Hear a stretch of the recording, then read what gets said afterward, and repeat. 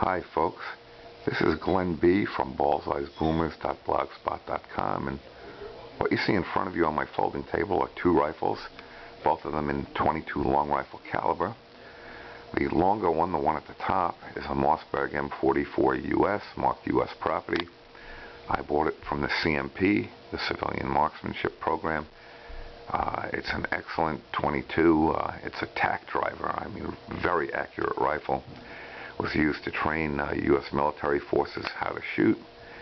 And the one below that is the shorter rifle is an Armscor model 14Y. It's a youth model. It's an excellent quality rifle, although not made in the USA as was the Mossberg. The 14Y was made in what used to be a U.S. possession. It was made in the Philippines. It's a high quality rifle. The metal parts are virtually all steel, with the exception of probably some springs and the trigger group housing, which may be aluminum, but it's all metal. Most of its metal is steel. The only exception to a part not being metal or wood like the wood stock is the butt plate.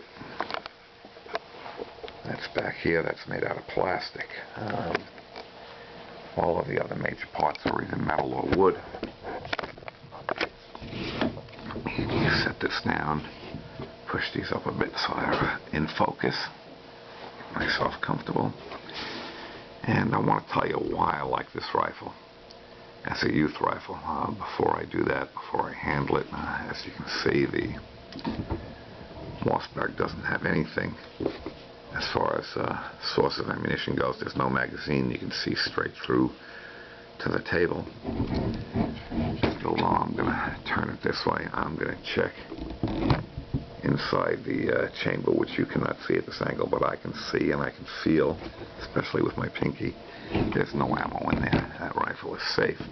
This rifle, on the other hand, I don't know if it's in a safe condition or not. And if you came across this rifle like this, one of the first things that you want to do when you pick it up is point it in a safe direction, keeping your finger off the trigger. You want to look at the safety if you know where it is. This one is in the fire mode. You can see that red dot is not covered by the safety lever. The safety lever is forward of it, away from it, indicating that this gun is in the fire mode also. You're not going to be able to see this, but I can. There's an arrow here pointing forward and backward. And where it points forward, there's an F for fire. Where it points backward, there's an R for safe. That means if you pull the safety lever back, it's in a safe position. The red dot on this one is still not covered. I find that as one of the few faults with this rifle. That red dot should be covered by the safety lever when the weapon is unsafe. Because when you see the red, it indicates danger or that the weapon is able to be fired. When the safety is on, you shouldn't be able to see it. One thing about this safety, if you listen when I do it, when I'm not talking, you'll hear a click when I put it in the safe position. Move it forward, you don't hear the click. Move it into the safe position, you hear a click. The safety is on, but the firearm is still not safe.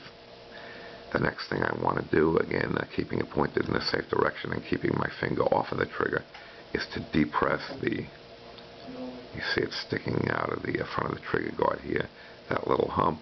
That's the magazine release. I'm going to depress the magazine release. The magazine will not fall out of this weapon, and I'm going to pull it out. It's a little difficult. Goodness, it's a little difficult in this position. Okay. Just an unusual position for me to pull it out, so it made it a little difficult, but I'm going to pull out the source of ammunition. You can see the magazine is empty. There's the magazine follower, the little plate above the spring in the magazine that pushes the ammo up. There's no ammo to be seen, you know, that's empty. I'm going to take the magazine and place it on the side. I don't want any ammunition or any potential source of ammunition close to the weapon when I'm handling it like this.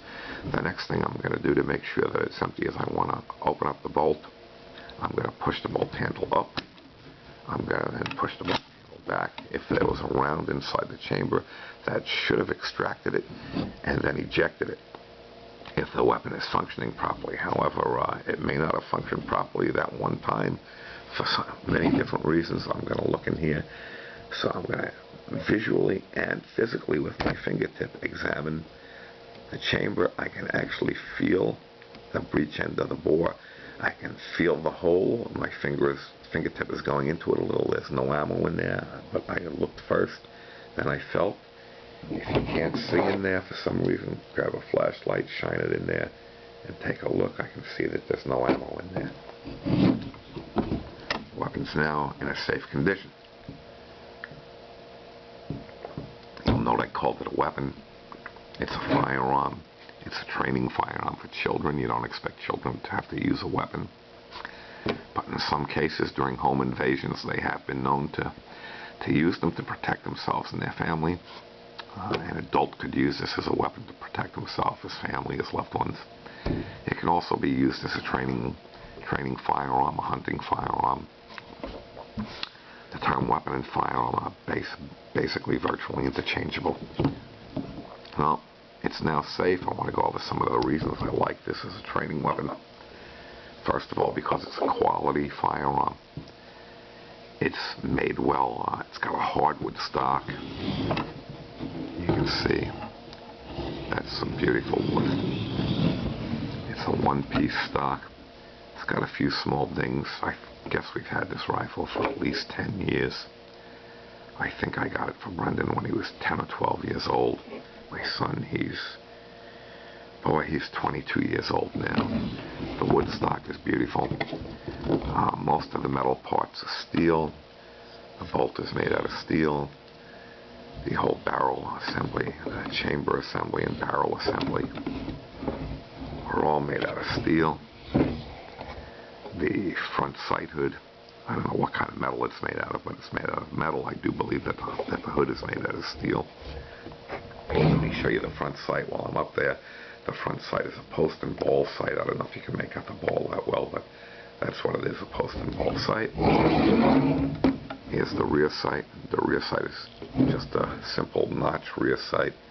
I don't know if you can make it out at this angle. I don't want to turn it the other way. It's not that safe a direction for me to point it, so I'm not going to point it that way. Even the ramp for distance adjustment for the rear sight, which it is an adjustable sight for distance, that's made out of metal also. It's a high quality firearm. It's made to last. This one has been used, has had several thousand rounds put through it already without a glitch. And it's just made very well. I don't know if I mentioned the Mossberg was made in the USA. While this one was not made in the USA, it was made in what used to be a U.S. possession and what is a current ally of the United States, the Philippines. And I just can't believe the quality that it's made with. You just don't find too many firearms made like this today. For the price, I think I got it for about $100 or $110, $115. I had thought recently that it was $125, but I was reminded that it was less expensive than that. And other than it being a sturdy and quality-made firearm, I like to use a bolt-action firearm when teaching a new shooter how to shoot a rifle. The bolt-action is inherently more safe than a semi-auto. You're not going to get a new shooter who all of a sudden is feeling like he just ate a bowl of Wheaties and he's, feeling all excited and everything, starts squeezing it, boom, boom, boom, boom, boom, like this, turning around, looking at you with a grin on his face while he's doing so, and, not realizing that while he's doing that, the rifle is no longer on his target, and it may be pointing in an unsafe direction. It's less likely to jam than a semi-automatic is. It's more likely to instill confidence in a new shooter because it is less likely to jam, and because they're shooting one single shot at a time and they have to concentrate a little bit more when they do so, they're more likely to hit the target, and to hit the target with a shot that's right on than you are with a semi-automatic when you're a new shooter. That's especially good for children, because if you want to teach them how to shoot this with a single shot, you can do this with many semi-autos too, but not with all of them. But if you want to teach them how to shoot this as a single shot, you can leave the magazine out. You can load a single shot manually into the chamber, You can put the bolt forward like this, put it down. If there was now a bullet in there, it would be loaded and ready to fire. I don't like to do this, however. What I prefer to do if I'm teaching them how to do it with a single shot is I would take an empty magazine. I would place the empty magazine into the magazine well, push it in. You heard a very positive click when it sat all the way in there. Now you can also load one round in there. If you're allowing the child to put one round in there, or you, either one, it's a whole lot less likely that you're going to drop it. And it's going to fall through the open magazine well down to the ground because you now have the magazine in there. So if you do drop it, you can still push it up into the chamber or be able to pick it up again and put it right in the chamber. Get it all the way in there. Push the bolt forward. Push it down. Push the safety off. The firearm is ready to fire. I'm going to put the safety back in the on position, in the rearward position. I'm going to remove the magazine. It was a whole lot easier that time because I really depressed the magazine releases far as it would go as hard as I could. Going to remove the magazine. I'm going to place it on the side. Put the bolt back. Now if you wanted to teach that same new shooter how to shoot with a repeating rifle, and this is a repeating rifle because it does have a 6-round magazine, you would put the loaded magazine into the firearm. Note I said loaded magazine this time. This one is not loaded. You can see the magazine following. You know it's not loaded. But if you did put a loaded magazine in there, you could have up to 6 rounds in this one. You would now push the bolt forward, put it down. It's now loaded. It still has another 5 rounds in the magazine. You push the safety forward. The shooter would be ready to fire it. The firearm is certainly ready to be fired. Have him aim it at the target safely. Shoot when he's ready. Operate the bolt. Bolt back, forward. It's loaded with another round. Do it again and again until the weapon runs dry. Taking that out. I'm going to check again. The chamber is empty. The reason I'm doing that is because now I'm going to show you how to take this firearm down. I wanted to make sure it was empty. I know the chamber is empty. I know that this is empty. I'm going to put the magazine back in for demonstration purposes. I'm going to close the bolt. I'm going to leave it on the fire position, the safety. And you have this firearm. It's in this position. You're at the range. You're thinking of cleaning it after shooting a few hundred rounds through the rifle. You're out in the field. The person who was carrying the firearm, you, your son, whoever it was, you're out squirrel hunting. You just tripped over a rock, a branch, a hole under the leaves that you didn't see. And the muzzle went down into the dirt, and you think that the barrel may be obstructed. You want to find out if it is or not. You want to field strip this weapon for cleaning. This is a very simple firearm to field strip for cleaning. The first thing that you would do is you would pick it up. You would make sure that your finger is off the trigger. It's pointed in a safe direction. And you want to take the safety. You want to put it in a safe position. Listen. Hear that click again. Hear that click. It's in the safe position. That click is not on every bolt-action firearm. Some of them make no noise at all. On this one, you hear that click. You now know that the safety is on, but you still want to keep your finger off of the trigger, keep it pointed in a safe direction. You want to depress the magazine release lever, and you want to take the source of ammunition out of the firearm. Out in the field, this might be loaded. There might be 5 or 3 or 4 rounds, whatever in here, 1 round. You pull it out of the firearm, put it in your pocket, put it on the side, put it someplace where you're not going to lose it, especially if you're out in the field. At the range, you could put it on the range table. Out in the field, you probably want to put it in your pocket so you're not going to lose it. And the next thing that you have to do is you have to lift the bolt handle.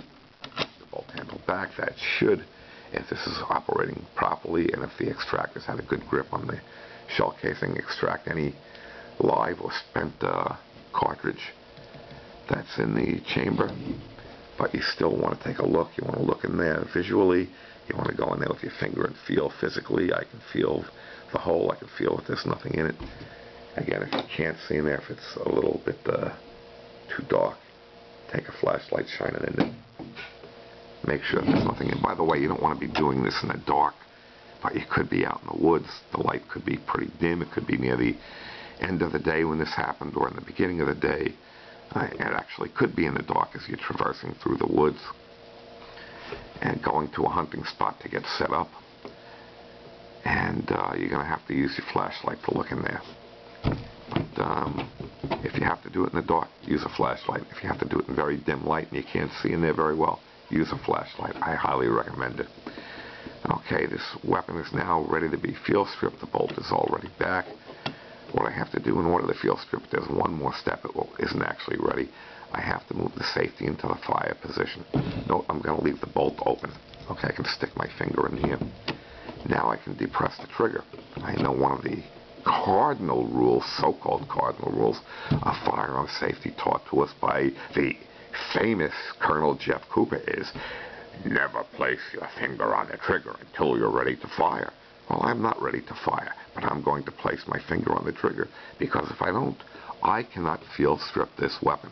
So you see, there are exceptions to the rules, even to the very famous Colonel Jeff Cooper's rules, who said you never, as in just don't ever do it, place your finger on the trigger unless you're ready to shoot. Well, I'm not ready to shoot, but again, I'm going to place my finger on the trigger with the firearm pointed in a safe direction toward a wall in my basement, which is sheetrock over solid concrete, so I know it's a safe direction.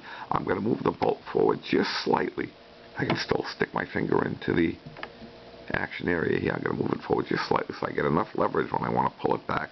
I'm now with the trigger depressed going to pull it back, and it comes right out. There's the bolt. This firearm is now ready for a field cleaning or for cleaning at home after a day at the range. What you want to do when you clean this firearm is you want to clean it from the breech end. You want to put the cleaning rod through here. The cleaning rod is going to run forward. You're going to see it come through here, and you're going to want it to go into the chamber, and you're going to want to very carefully and gingerly place it into the chamber. Once you get the tip of it into the chamber, you can give it a push with your proper size cleaning patch. You don't want to use one too big. You can get it stuck in the chamber. You can get it stuck in the bore. And let me tell you, it can be extremely difficult to get out if it's just a little bit too big. Use one that was made for a .22 rifle, or cut them down to size yourself. If you have bigger ones, cut it down to the proper size for a .22 rifle. And you're going to push it all the way through the barrel until it comes out of the muzzle. And you want the cleaning patch to completely clear the muzzle. You can then pull it back the other way. You're going to use a wet cleaning patch with a cleaning fluid, something like Hoppy's number 9 on there. I mentioned that one because it's one of my favorites. It's one of the ones I use frequently. And you're going to pull it all the way out. You can put a new cleaning patch on immediately, or you can run the first one through 2 or 3 times and then put a new one on again with wet with some cleaning fluid. Run it through 2 or 3 times. After that, you run some dry ones through. I'm not going to go into the whole cleaning process. Watch someone else's video on how to clean a rifle for that. The next thing that you're going to want to do, though, is you're going to want to clean the bolt with a moistened cleaning patch, again with something like Hoppy's number 9. You're going to clean every area that you can see inside, all around the bolt. Around here, you want to get off any fouling, and you want to clean the front of it. However, when you clean the bolt face, see that hole there leads into the cavity, the canal that holds the firing pin and the firing pin spring. You don't want to get a lot of cleaning fluid down there. You don't want to get a lot of oil down there. Sooner or later, that cleaning fluid and that oil may gunk up, and it will cause friction with fouling and other stuff. It'll gunk up. It'll cause friction against the firing pin and the firing pin spring, and you may actually have to remove the firing pin and firing pin spring to clean it out. I don't know how to take this bolt apart. I don't want to attempt to take this bolt apart. We've had this rifle for something like 10 or 12 years. I probably got it for Brendan when he was 10 or 12 years old. He's 22 now. Brendan is my son. We've never taken it apart. It operates flawlessly. One of the reasons it operates flawlessly is because I don't allow a lot of oil or cleaning solvent to get down there and gunk this up. And that's it. It's clean it up. You've cleaned the bore. You want to clean the back of the the chamber face, the muzzle face back here. You want to make sure it's clean. You want to make sure that the feeding ramp, you see this shiny area here, that's the feeding ramp. It's an integral part of this barrel. You want to make sure that's clean. You can even take a wire brush that fits in here and clean that off a bit. Now you want to use a brass brush. You do not want to use a steel brush. Steel on steel will wear the steel down. That's why you use a brass brush. It doesn't wear the steel down. And you also want to take a brass brush and clean around this area here. You can see that highlighted little nub right above the left side of my fingernail, where my fingernail meets skin, right there. That little shiny area, that's the tip of the ejector. And you want to make sure that's clean. When the shell casing hits that, it causes the shell casing to come flying out of the action. And you can clean the outside of the metal also with a little bit of oil. Like I said, though, this is not a cleaning video. I'm getting into that a little too much. You've done a field cleaning. You want to put this back together. All you have to do is put the bolt back in. Notice on this rifle, you can put the bolt back in just like that, so that the grooves in that hollowed section are down. Notice when it's going in, the stem of the bolt handle lines up with this groove. You see, though, it's not going forward. The reason it's not going forward is because I have to depress the trigger. Again, we know there's no source of ammunition. There's no magazine. I'm going to look again. There's no ammunition in the chamber. Okay, I can go and keep it pointed in a safe direction, and it is still pointed in a safe direction.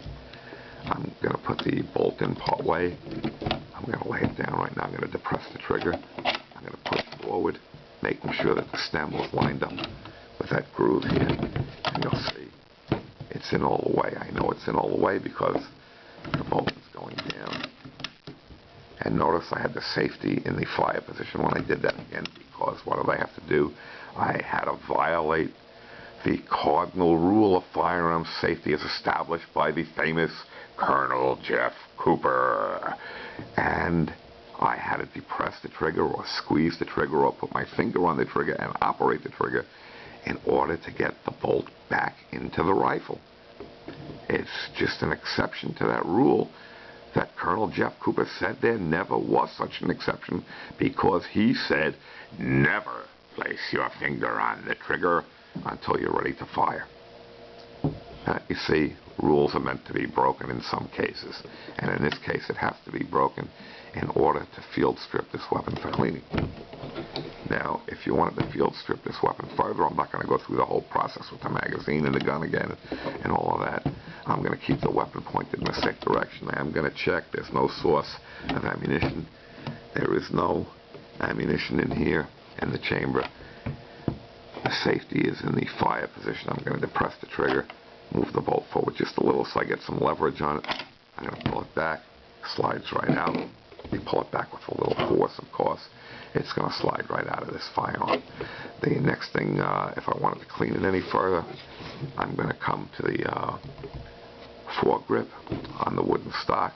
You'll see there's a screw here. This is a takedown screw. I have to hold the gun in this position. I'm going to take my really neat, handy-dandy screwdriver. Let me show you this really quick. I bought this at Home Depot years ago for about $2.49. I think now they sell for about $3 or $4. It's a screwdriver with a flat head or regular screwdriver head. However, I'm going to hold on to the shaft. I'm going to pull out the head, and you'll see it has a Phillips head at the other end. I'm going to put it back in. I'm going to pull out the shaft this time. You'll see it has a smaller setup inside, so you can just turn it around and put it back into the screwdriver like that. Now you have the smaller end out. I need the larger end out. It's a pretty large screw head I'm going to be working with. I'm going to take the rifle, hold it in this position, put the screwdriver in there, and just begin to unscrew that. It's sticking out enough to me now. I can do it by hand. I'll do it the rest of the way by hand. easier. I'm going to keep on screwing until I feel that now it's not screwing out quite as easy. There's a little tiny bit of tension. I know that means I can keep on screwing it and pull that screw out, but why pull it out? Take a chance of it falling off the table and having to look for it for 10 minutes when it rolls away on the floor. I know that now, because I felt that tension. This gun is ready to be disassembled further, which all that requires is me giving a push on the trigger guard. Push up like that. The wood stock comes away from the metal parts of the firearm. I'm going to take the wood stock and place it on the side. Now I can clean metal areas of the gun that I couldn't clean before, which you should do at least a few times a year. You should check it, I would say 4 times a year. And the reason that you want to do this is because moisture can build up in between the wood and the metal when the stock is on here, and that moisture will cause rust, and you won't know about it. I had a rusty spot here. I don't know if you can see it right there. There's a line of reflection from the light, but right there there's a spot where you don't see that reflection from the light. That's because that was rust. Surface rust. I cleaned it off, but that's the way it left the barrel looking. No big deal. And you can clean it all the way down on the outside, all the way down to the muzzle. Clean it all around, give it a good cleaning. This thing right here is the collar, or whatever you would call it, that holds the takedown screw. It's good to go. You could put it back together if you wanted to now, or if you wanted to take it down a little bit further, you can also take off the trigger assembly housing. And I'm just going to place it upside down like that on the table. If you do it gingerly, it will stay like that. There are 2 screws. There's one here in the front of the trigger guard assembly housing, and there's another one at the rear. You want to remove both of those screws. I'm going to use the same screwdriver head.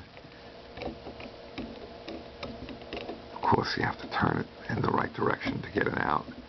I'm going to turn it till I see that screw head come up just about even with the trigger guard, with the trigger assembly housing. I'm going to take out the rear screw the same way, loosen the rear screw the same way I said take out. I'm actually not going to take them out yet. They're both completely loose, I think. And the next thing I do is I lift off the trigger assembly housing. I now take my thumb, I put it over this hole because I don't want the screw to fall out. I'm going to turn the other one over. I'm going to shake it a little. I'm going to catch the rear screw in my hand, put it down. I'm going to do now the same with the front. I'm going to shake it a little. The front screw comes out. I'm going to put those 2 screws together on the side. It doesn't matter if I mix them up. They are the same size. Now I could clean the trigger assembly housing. I'm not going to take it apart because I don't know how to take it apart. Well, I know how to take it apart, but I don't necessarily know how to put it back together. And the putting it back together, if you don't know how to do that, what are you left with? You're left with a useless firearm that you have to take now to a gunsmith who would charge you at a minimum in my area probably about $75 to reassemble this, even if it only took him 10 minutes to do. Maybe 5 minutes to do. And he would charge me at least $75 to do so. I don't have money like that to waste. I'm not taking this apart. I have not taken it apart in the life of the rifle. The rifle works fine. What I do is I take a can of compressed air. Notice I said a can of compressed air. I mean a small can that fits in your hand, the type that you buy to clean your computer keyboard. It's an excellent thing to use to spray in here to get out fouling, dirt, moisture. It'll blow it all out. After that, I can take a spray can of something like Break-Free CLP. It's a product I recommend highly. The CLP stands for Cleans, Lubricates, and Protects. Excuse me. I've got to take a sip of water every now and then due to a medical condition. I get very dry when I'm talking. Sorry about that. You could spray some oil in here toward the front and down, right in here. spray some in the back here, one quick blast here, one quick blast here, a quick blast on the side, and a quick blast on that side. Now you move it around a little like this so that the oil gets down in there. Give it a few quick knocks like that with your knuckle. That'll spread the oil around. You could also spray one quick spray of oil back here for the safety lever on the pin that it pivots on, and you're good to go. What you want to do next, though, before you put it back onto the barrel and chamber assembly, action assembly of the rifle, is you want to take it, you want to hold it upside down, you want to place it down on top of the table so that any excess oil will leak out. You may want to put a paper towel on the table to catch any excess oil. You don't want a lot of oil in there because it's a dirt magnet, and you don't need it attracting dirt and building up gunk in there. So what I do is I take this, hold it upside down for about a half hour. You're not going to hold it, of course, but you're not going to place this directly on the table as I have the barrel assembly. When I turned it upside down, I could just put it on the table like that. It stays like that with nothing holding it in position except the pressure against the table. This you can't do that with. The reason you can't do that is because of the safety latch. You would just make it fall over. So you want to get two pieces of wood that are big enough for one for each end to hold it like that. You know, they may stay on my thumbs. My thumbs are not even enough for two flat pieces of wood. Hold it down like that. Or one piece of wood, you could put it on like this, and the oil will leak out on the wood. I prefer doing it this way. You put a small block of wood under each of the screw holes, have it hold it like that, and the oil leaks out onto a paper towel underneath. After that, I leave it there for a half hour, maybe an hour, while you're doing something else. You want to put it back together. You're going to take it, you're going to make sure that the hammer fits into this hole, and you're going to want to line up the two screw holes here and here with the screw holes that are here and here. I'm going to do that now. I'm going to try to line up the front screw hole first.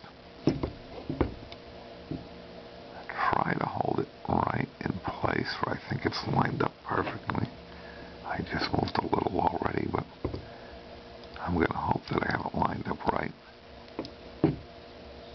When I get this screw in there, there it goes. It's actually going to start screwing into the hole if I kept it in position. You never know. To move it around a little bit. I think it's in there now. Let me see, is it going down? Nope, it's not going down. Let me try that with my hand. Get that to where I think it would be lined up. Get the screwdriver in there if I can.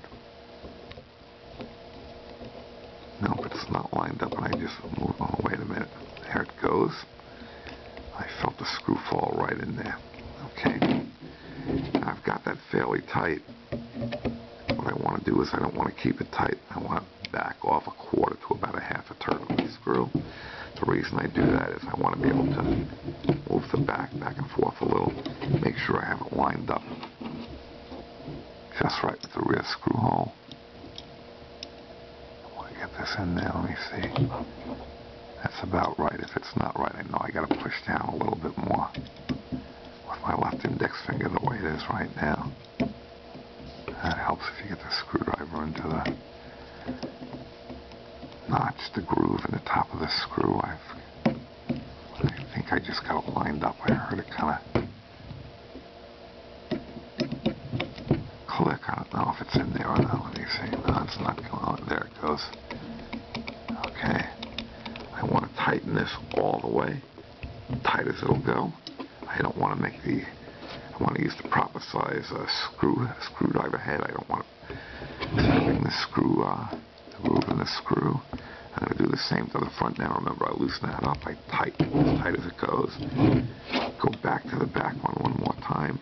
Make sure it's tight. Go to the front one more time. Make sure it's tight. There we go. That's it. The trigger assembly housing is back on to the chamber and barrel assembly, the action and barrel assembly. It's ready to be placed back into the wood stock. I take the wood stock, which you can clean with a good cleaner. I use Orange Glow. It's a product available at Home Depot again. I'm not really pushing Home Depot, folks. That's just where I happen to buy this stuff. When you put this back, you just want to make sure it goes back in so it fits in there. You heard it actually clicked in there pretty good, solidly, and the way you know it's going to fit in there is that the trigger guard is going to be where it belongs pretty much. It's going to seem lined up right. It's not going to shake. It's not going to move back and forth. I'm now going to wrap my hand around it to hold everything together. Turn it this way. I'm going to start to turn the takedown screw to tighten it. There we go. Time to use the screwdriver. I know that this is in the hole properly right away. You can feel it in there. It's pretty hard to miss. When the rifle is put back together, I want to turn that fairly tight. I don't want that to come loose out in the field, but if it does, if you have a small screwdriver with you, put it in there and tighten it up. Okay, the only other thing that remains to assembling the rifle is to put the bolt back in. To put the bolt back in, I want to make sure that the groove section is down. I want to make sure that the center of the shiny metal part is up. I'm going to put it in. As I put it in, I want to make sure that the stem of the bolt is going to line up with this groove, but right now I can't push it forward anymore. The reason I can't push it forward anymore is because the hammer is in the way. I remember there's no source of ammunition. I'm checking the chamber. There's no ammunition in there. I'm going to push the bolt forward like that. I'm going to squeeze the trigger. Remember, the safety is in the fire position. Haven't moved it. I'm going to squeeze the trigger back. Push the bolt forward. There we go. The bolt is all the way forward. I know it is because now I can pull it down into a locked position so that this firearm would be ready to fire if there was a round in the chamber. Whether or not there's a magazine in it, it will fire. Okay, it's been reassembled. There we go. When I store it, I usually store it with the bolt open with no magazine in it. I keep the magazine separate from the rifle. I keep it open like that so air circulates through. It's less likely to have moisture build up inside the bore. And that's the way I store it. Ready to go. The Armscor 14Y bolt action 22 repeater from a box magazine. It's a great rifle for kids. Teach them how to shoot, of course, with adult supervision at all times. Sturdy, high quality, really nice rifle. According to my 2011 catalog of firearms, the current new price on this for a new one is, I think, $125 or $150. I think it's $150. It's a great buy if you can still find one. I believe now they make a different model called the Marlin 1400Y, 1400Y. And from what I could tell, there was not much that looked different about it, except back here, I believe there was a loaded chamber indicator. In other words, when you push the bolt forward and lock it, there's a small piece of steel that protrudes out of the back. And when it sticks out of the back like that, it means that the gun is in a fire position, that it's in a loaded position. There may not necessarily be a bullet in the chamber, but it means that the gun is in the fire position. So, I think that's the big difference. I'm not sure. You would have to check with Armscor about that. They are on the web and very easy to find. Armscor is spelled Armscor.